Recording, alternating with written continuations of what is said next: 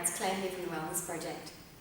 So today on this yoga video, I'm actually going to guide you through downward facing dog, or in Sanskrit it's called Adho Mukka Svanasana. So if you've ever been to the yoga class, you'll know that this pose is practiced pretty much the whole way through.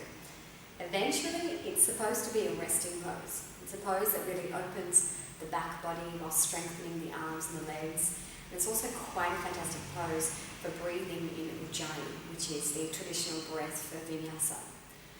Now, downward facing dog, I hear from many of my students, is probably one of the most difficult introductory poses. It's quite strong on the body in the initial stages, and it's a little bit confusing to understand where you're supposed to put everything.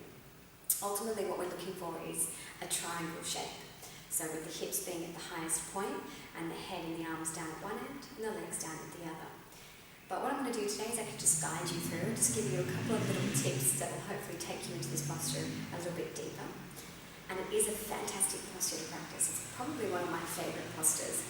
My favourite asana in the morning, just to roll out my mat and stretch out into a downward facing dog. Nothing feels more incredible than that after a night's sleep or curled up. So I'm going to guide you through that. So I hope to see you on the mat in a moment. Thanks. So we're going to come up into downward facing dog in a moment. Hand placement beneath shoulders, knees beneath hips, tuck the toes under. And here it's really important to point the hips and the buttocks, the sit bones towards the ceiling. So this gives us that height that we require. Keep the knees bent so you're crouching down and release the head, looking towards your knees. This really helps to take any tension out of the legs. You can also step the legs back if your hamstrings are feeling a bit tight, and just try not to drop into the chest and into the upper back, but instead pull the navel in and keep the lower belly engaged so you have a long spine. Then you can walk your feet in closer if it feels okay for you. The heels might come down, if not, that's okay. And just keep breathing evenly.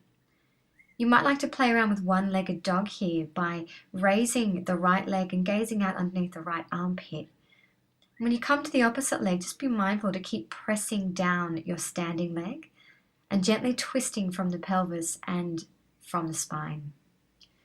So downward facing dog has a few components here: the height in the hips, the length through the back of the legs, the placement of the hands, and also the length in the spine. So eventually just come to a standing forward bend where you can rest and slowly make your way up.